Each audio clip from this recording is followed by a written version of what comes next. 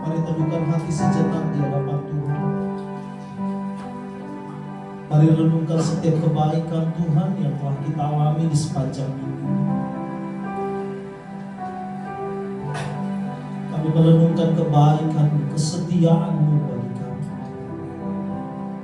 Sungguhlah Engkau Tuhan yang tidak pernah berlaku curang atas kami. Sungguh Engkau Tuhan yang tetap setia berjalan bersama dengan kami. Sekalipun kadang-kala kami tidak setia, bahkan kadang-kala kami melukai Engkau, tapi Engkau Tuhan yang tetap setia. Tidak sedetik pun Engkau membiarkan kami melangkah sendiri. Tidak sedetik pun Engkau biarkan kami berjalan tanpa arah dan tanpa tujuan. Tapi tangan-Mu yang kuat dan kuasa itu yang senantiasa menuntun kami, membawa kami masuk dalam segala hal untuk kami dapat melihat karya-Mu yang besar yang Kau nyatakan bagi setiap kami. Terima kasih buat sepanjang minggu yang telah kami lalui. Terima kasih buat setiap pengalaman hidup yang telah kami lalui sepanjang minggu ini. Dan hari ini kami ada dalam tempat ini, di gereja ini, karena kebaikan dan kemurahan. Olehnya sebentar kami teduhkan hati kami. Bahkan kami mau menundukkan pikiran kami untuk sepakat bersehati mendengarkan firman. Sehingga firman yang kami dengar hari ini menuntun dan membawa kami untuk menikmati Engkau dalam setiap hari dan waktu kami. Berbicara Engkau secara sederhana bagi kami melalui hamba-Mu. Bahkan Roh Kudus berbicara jauh lebih daripada apa yang kami dengar yang disampaikan oleh hamba Tuhan. Sehingga setiap firman yang diberitakan, setiap perkataan yang kami dengar, Roh Kudus mengartikannya, menginterpretasikannya dalam setiap kehidupan kami pribadi lepas pribadi. Di dalam nama Yesus dan demi nama Yesus kami berdoa dan bersyukur. Bersama dengan saya katakan amin. Shalom. Apa kabarnya Bapak Ibu? Luar biasa.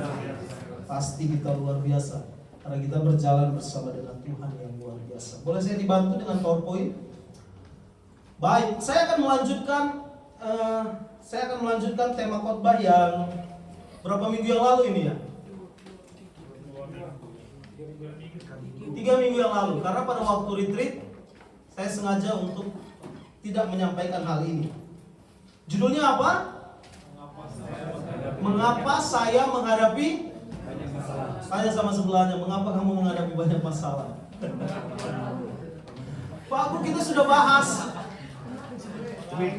Iya, kita sudah bahas beberapa poin daripada pertanyaan ini. Kita mengacu kepada apa yang dialami oleh Yusuf. Kita berkaca dari peristiwa satu narasi yang dijelaskan oleh Alkitab tentang Yusuf. Kita sudah mendapat setidaknya ada 2 poin pada waktu itu. Masih ingat? Siapa yang masih ingat? Ada yang masih ingat? Yang pertama, mengapa kita menghadapi banyak masalah? Jawaban yang pertama apa? Lupa ya. Karena masalah adalah membuka kesempatan besar.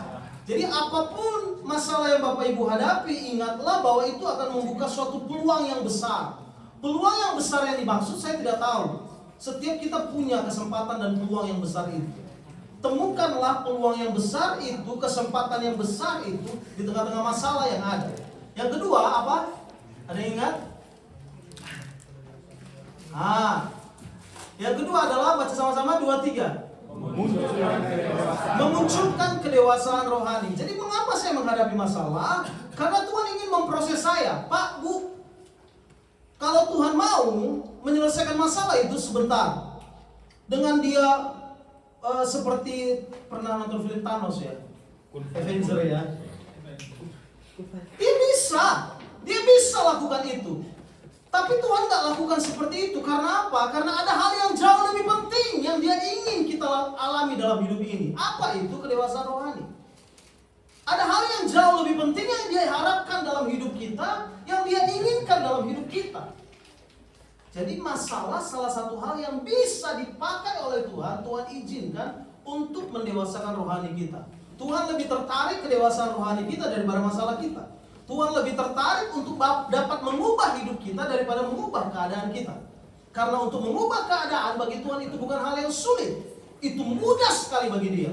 tetapi ada hal yang memang Dia mau supaya kita kembali kepada rancangan awal, di mana Dia merancangkan kita untuk kita memiliki gambaran yang utuh tentang Dia, segambar dan serupa dengan Allah, yaitu kedewasaan.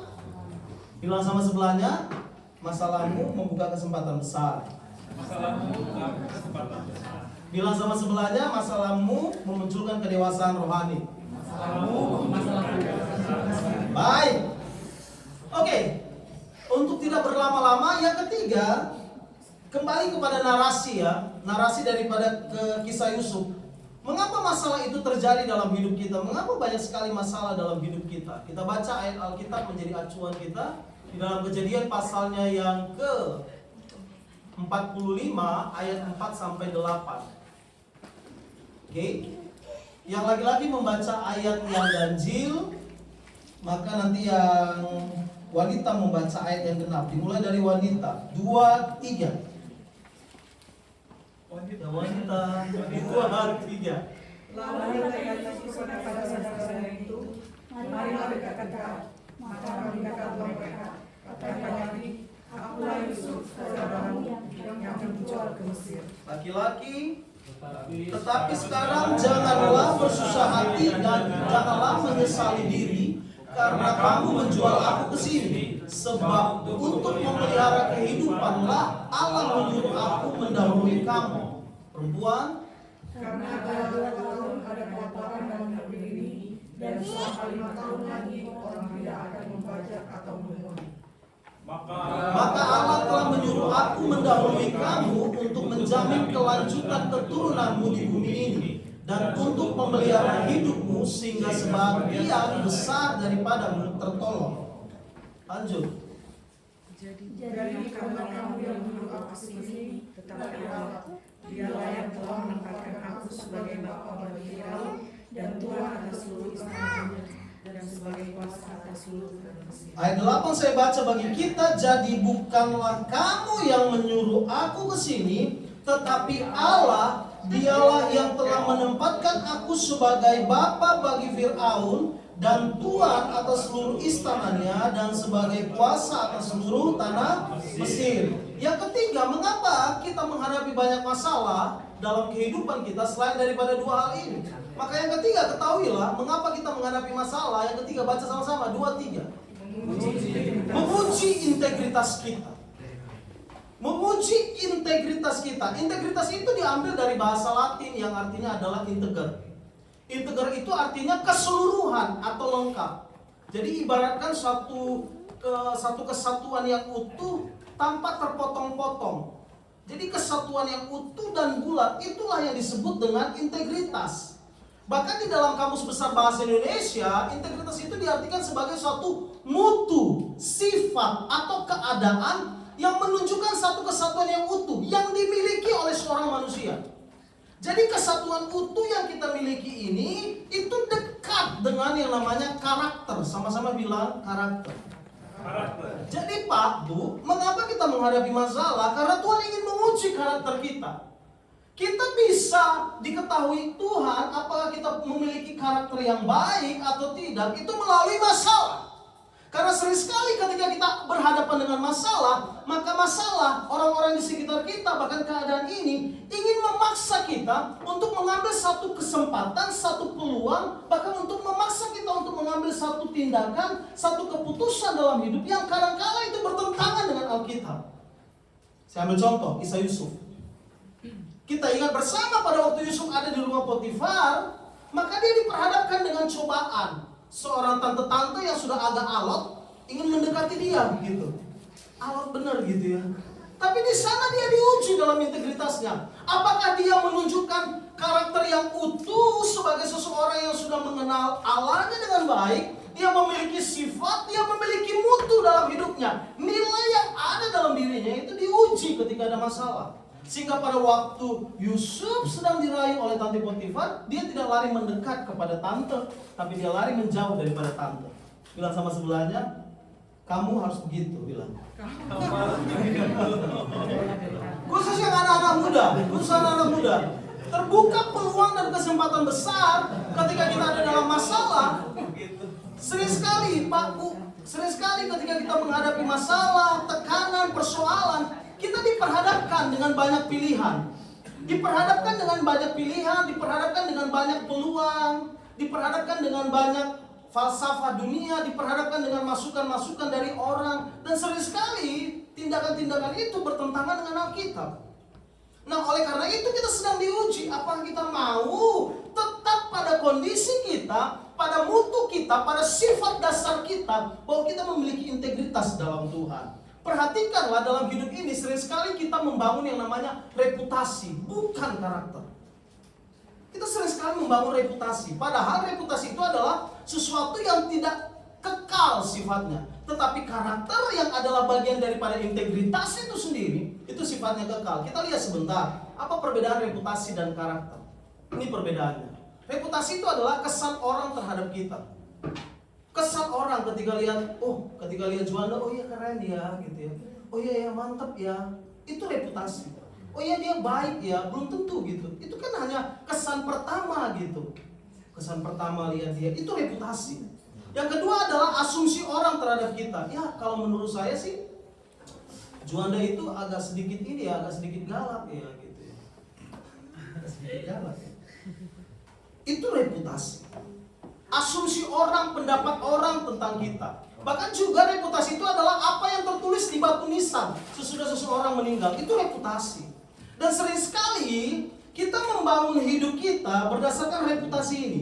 Sehingga keadaan atau kondisi yang mengancam kita, yang masalah itu datang, kita bangun suatu reputasi di sana. Padahal ingatlah bahwa yang Tuhan inginkan adalah di tengah-tengah masalah, di tengah-tengah persoalan dan tantangan yang kita hadapi, kita tidak membangun yang namanya reputasi, tapi kita membangun yang namanya karakter. Sama-sama bilang karakter. Karakter itu saya bagi menjadi 3 pengertian. Yang pertama adalah siapa diri kita sebenarnya. Siapa saudara yang sejati, siapa saya yang sejati, siapa saya yang sebenarnya dan saudara yang sebenarnya, itulah karakter. Dan karakter itu adalah apa yang Tuhan kenal dalam hidup kita. Bahkan karakter itu adalah apa yang suatu saat malaikat katakan di hadapan Allah ketika kita sudah tiada. Ketika kita berhadapan dengan takhta pengadilan Kristus, apa yang diperkatakan atau apa yang disampaikan oleh malaikat tentang kita di hadapan Allah, itulah kita yang sebenarnya. Dan tahukah Bapak Ibu bahwa kapan karakter ini bisa dibangun? Karakter itu bisa dibangun ketika kita berhadapan dengan masalah. Karakter itu bisa dibangun dan bisa ditajamkan lebih lagi ketika kita berhadapan dengan masalah. Saya bukan sedang mengabaikan kondisi baik bisa membentuk karakter, bisa. Tetapi kapan itu nanti bisa diuji, dan kapan karakter itu betul-betul matang, dan kapan karakter itu betul-betul utuh, kapan karakter itu menjadi suatu integritas dalam kehidupan kita, maka masalah yang akan Tuhan pakai sebagai pengujinya. Amin. Amin. Bilang sama sebelahnya, karaktermu harus makin dewasa. Bilang sama sebelahnya, kamu harus punya karakter lebih daripada reputasi. Pak, Bu, reputasi penting. Saya tahu reputasi penting. Tapi jauh lebih daripada itu, kita harus punya karakter. Karena karakter, nilai-nilai itulah yang membangun keutuhan dalam hidup kita. Dan kalau kita sudah punya keutuhan itu, itulah yang disebut dengan integritas. Saya mengutip satu kalimat yang sangat penting yang pernah ada di batu nisan seseorang, dari Margaret Warkizer. Ini di batu nisannya. Di batu nisannya waktu dia meninggal itu di tanggal 4 Februari di tahun 1805 dia meninggal. Di batu nisan itu tertulis kalimat ini. Kata-kata pada batu nisan tak memiliki makna, tapi karakter yang hidup adalah sebuah monumen. Karakter yang hiduplah yang akan menjadi kenangan yang kuat dan melekat, yang akan dirasakan oleh orang lain, bahkan yang akan membawa kita untuk bisa tetap bertahan dalam hidup. Karakter yang kuat itulah yang disebut dengan integritas. Bilang sama sebelahnya, karaktermu jauh lebih kuat daripada kata-kata di batu nisanmu kelak. Terlalu panjang ya. Beberapa hari yang lalu saya bincang-bincang sama teman kuliah. Ada satu orang, kebetulan teman kuliah saya ini Dia punya gelar S1 2, gelar S2-nya 2. Saya bilang gelar kamu banyak banget ya, S1 2, STH, SPD, sarjana teologi, sarjana pendidikan. S2-nya magister pendidikan dan magister MSI apa ya? Magister apa ya? Science. Dia kuliah di UI, MSI-nya di UI. Saya bilang panjang banget ya gelarnya ya. Bentar lagi tambah di belakang PhD. Ya kan? PhD. Setelah itu nanti kamu berlatih, belajar, melakukan penelitian, tambah gelar di depan, profesor. Iya. Setelah itu kamu nanti terjun dalam pelayanan, ya kan? Karena memang dia gereja mainstream, nanti dapat gelar di depan, PNT, penatua. Makin panjang tuh gelar. Sampai saya bilang suatu saat ketika kamu meninggal, ya kan? Palang salibmu mengganggu palang salib tetanggamu. Saking panjangnya. Penatua, profesor, bla bla bla bla bla, STH MPD, MPD, MSI, PhD. Panjang. Saya bilang itu reputasi ya kita bang. Saya bilang sama dia begini, kalau kamu nanti gimana? Dia bilang, kalau saya nanti cukup aja nama saya aja lah, Juanda Manulang, cukup itu, nggak usah pakai gelar-gelar lagi, repot gitu. Supaya paling tidak anak-anak saya lebih ingat kepada siapa saya daripada gelar-gelar yang saya punya, daripada reputasi yang saya punya. Orang akan ingat itu. Dan kita harus meninggalkan legacy tersebut kepada siapapun, yaitu suatu karakter, suatu integritas dalam hidup kita. Dan integritas itu bisa utuh menjadi suatu kesatuan yang utuh ketika kita berhadapan dengan masalah. Bilang sama sebelahnya, makanya jangan lari dari masalah.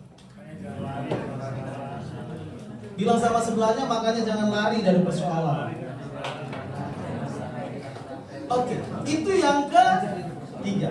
Yang keempat, mengapa kita menghadapi banyak masalah? Yang keempat, baca sama-sama, 2, 3. Jadi masalah pada hakikatnya itu adalah menghasilkan rasa kebergantungan. Kepada siapa? Kepada Allah yang tidak terbatas dan penuh dengan kuasa itu. Tapi sering sekali terjadi kebalikannya dalam kehidupan sehari-hari. Ada orang tidak datang ke gereja, ada orang tidak mau berdoa, ada orang tidak baca Alkitab karena dia menghadapi masalah. Terbalik gitu. Ini hidupnya kok dibolak-balik ya. Harusnya masalah itu menghasilkan rasa kebergantungan. Artinya ketika kita berhadapan dengan masalah, berhadapan dengan persoalan, berhadapan dengan tantangan, kita tidak mampu menyelesaikannya. Dengan kuat kuasa kita, dengan kegagahan kita, dengan potensi yang kita punya, dengan kecerdasan kita, dengan kebijaksanaan kita, kita tidak mampu melaluinya. Oleh karena itu kita berkata dalam hidup kita bahwa tanpa Tuhan saya tidak bisa menyelesaikannya. Oleh karena itu lahirlah suatu rasa kebergantungan kepada Allah. Dan kita mencari sesuatu yang jauh lebih besar daripada kuasa kita. Dan kuasa yang dimaksud adalah kuasa Allah yang tidak pernah terbatas itu. Harusnya begitu Pak, harusnya begitu Bu. Bukan malah ada masalah makin jauh. Ditanya, kenapa gak datang ke gereja? Sudah 2 minggu loh gak datang ibadah di IC Ansan. Jawabannya, iya Pak Pendeta, kita lesok banyak masalah ini. Ya Tuhan, harusnya makin banyak masalah makin haji. Bilang sama sebelahnya, kamu yang dimaksud. Pak, Bu, makin kita banyak masalah, harusnya kita makin bergantung kepada Tuhan. Pak, Bu, sekarang saya mau tanya, kalau kita menghadapi masalah, penat gak otak? Penat. Capek gak badan? Capek pasti gitu. Otak penat, badan capek, kantung kering. Ya kan, semua gitu terkuras. Nah, pertanyaan saya, siapa yang bisa memuaskan kita? Siapa yang bisa memberikan kita kekuatan? Siapa yang bisa menyegarkan hidup kita? Hanya Tuhan yang bisa. Mungkin kau berkata, Pak kan ada psikolog. Betul, tapi psikolog tidak mampu menjawab sesuatu hal yang jauh lebih ke dalam. Hanya Tuhan.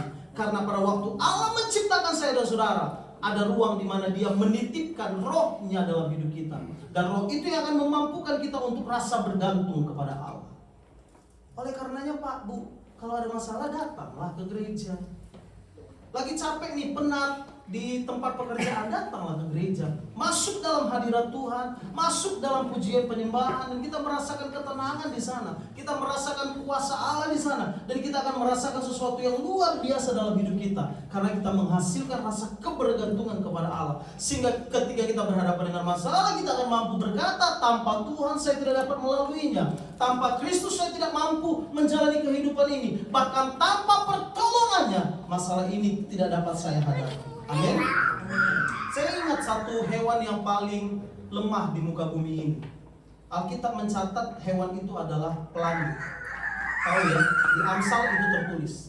Tahukah Bapak Ibu, pelanduk membangun rumahnya di mana? Jadi pelanduk itu membangun rumahnya di batu karang. Sehingga pada waktu musuh datang ingin menghantam dia, ingin memakan dia, memangsa dia, dia langsung lari ke batu karang. Sehingga dia menjadi hewan yang ketika dia lemah, dia tahu kepada siapa dia bergantung. Dia tahu kemana dia harus berlari, dan dia tahu kemana dia harus bersembunyi, karena dia telah membangun rumahnya di batu karang yang kuat. Olehnya Pak Bu, ketika kita menghadapi masalah, mari lari kepada Tuhan. Saya ingat satu lagu dari Kunci Giva. Saya nggak tahu Bapak tahu atau tidak ya. Dari gini.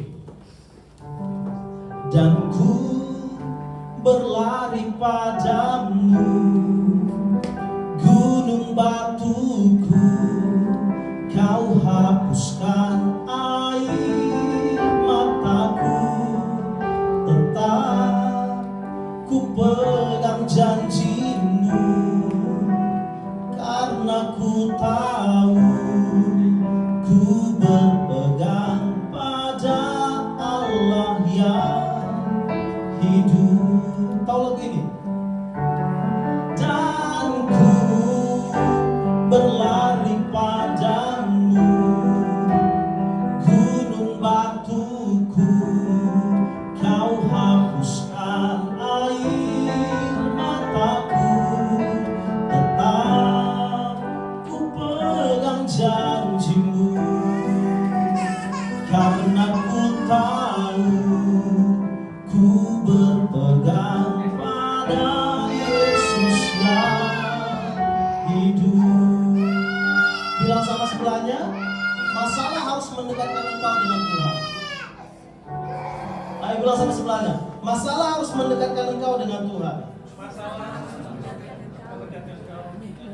Satu tokoh yang namanya William Griff Thomas, dia pernah memberikan satu komentar.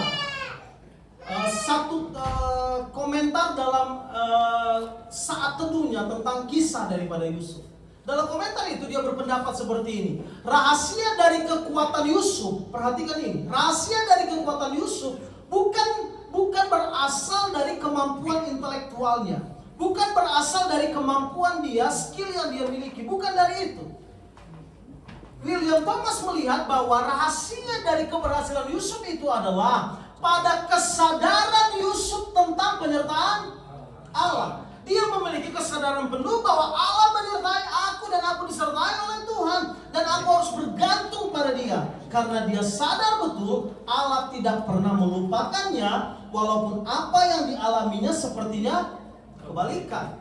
Dia mengalami kebalikan dalam kehidupan yang banyak diharapkan oleh semua orang. Orang pasti akan berharap ketika dia percaya kepada Allah, dia berjalan bersama dengan Allah, hidupnya akan baik. Itu harapan, betul. Itu kondisi ideal yang diharapkan oleh kita, betul. Tapi sering sekali itu terjadi kebalikannya dalam hidup.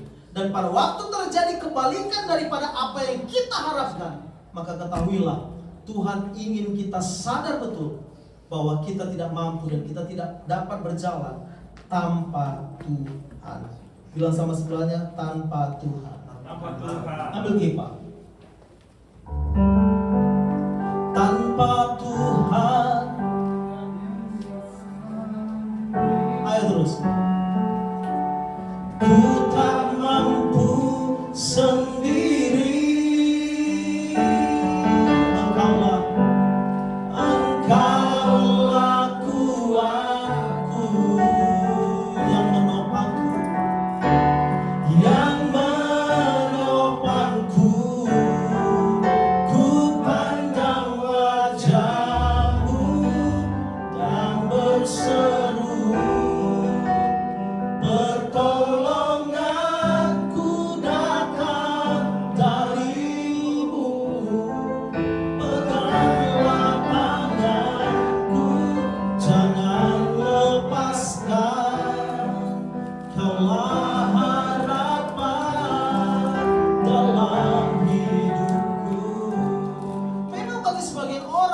manusia pada umumnya masalah itu adalah suatu kehancuran, betul?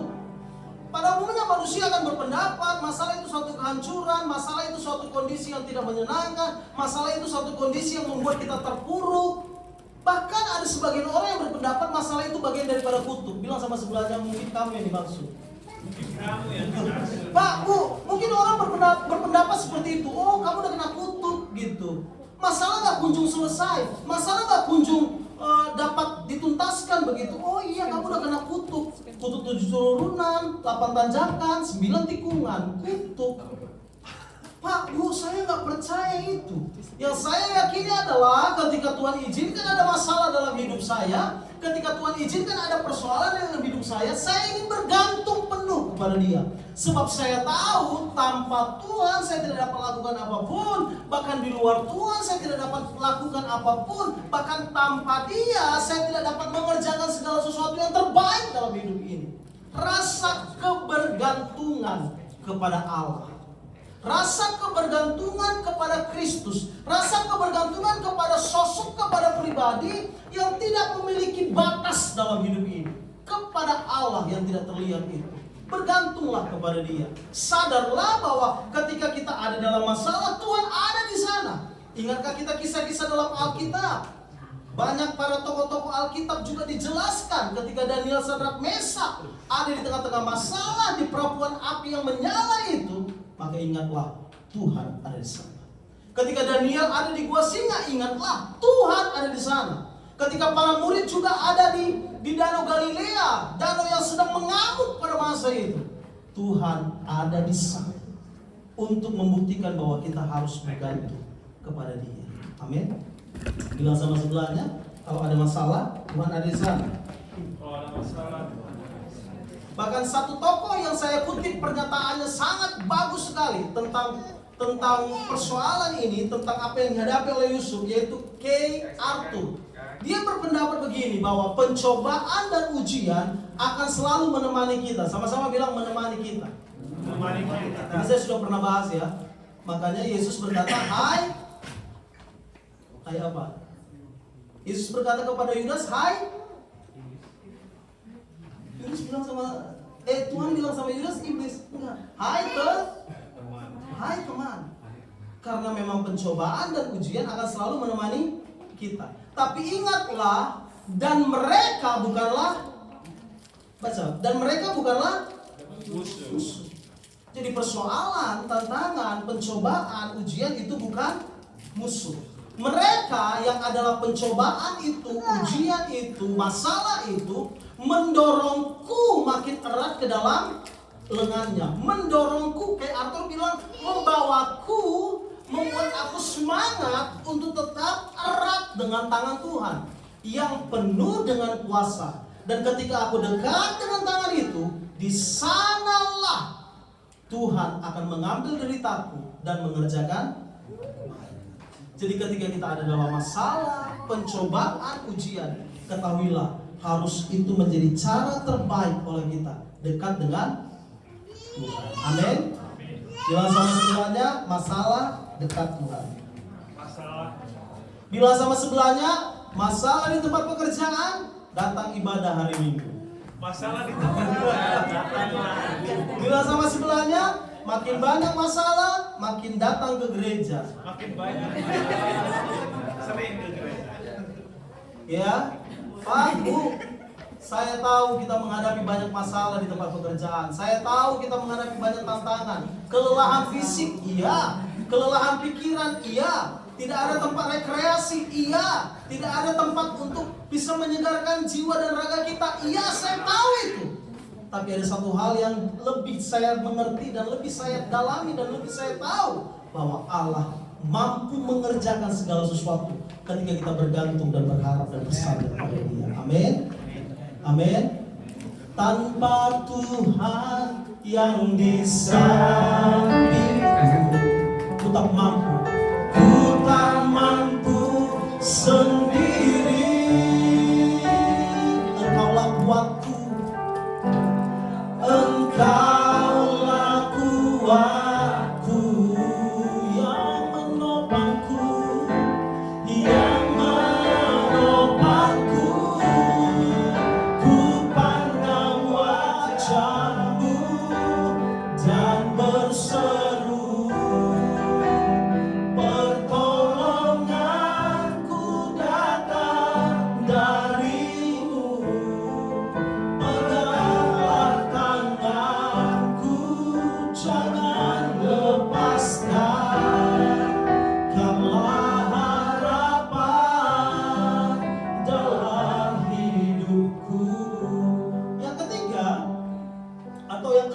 dari rangkaian khotbah kita, mengapa Tuhan izinkan banyak masalah dalam hidup kita? Baca sama-sama 2, 3.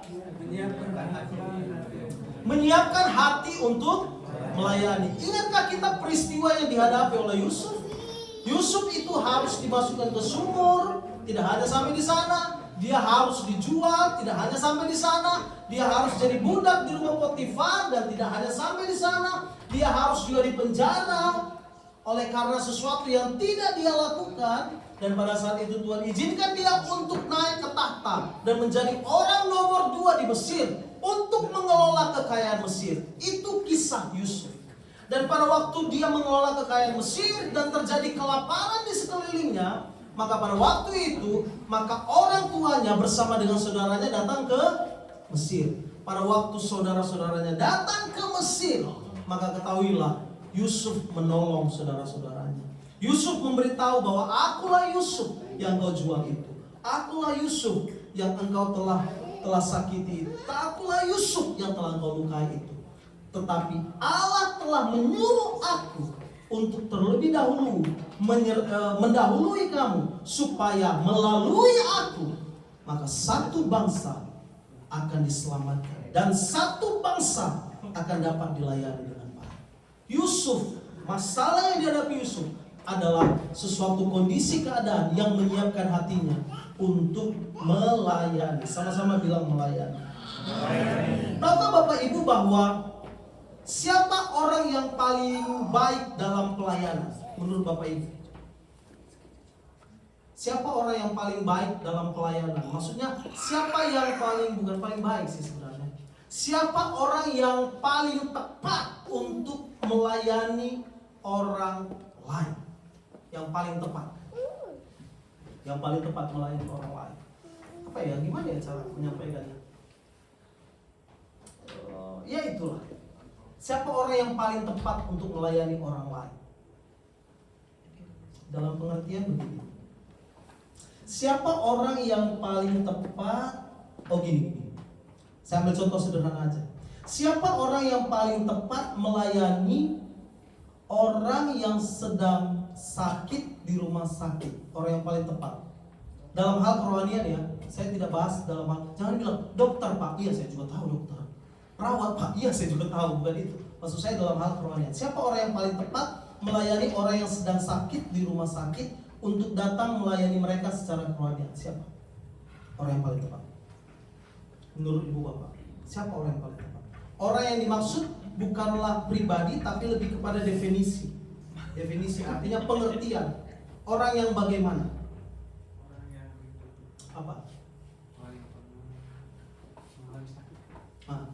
Tuh jawabannya. Itu yang paling benar. Siapa sih orang yang paling efektif, paling tepat untuk melayani orang yang sedang sakit di rumah sakit? Sederhana jawabannya. Orang yang pernah sakit. Orang yang pernah sakit. Orang yang pernah sakit itu yang paling efektif.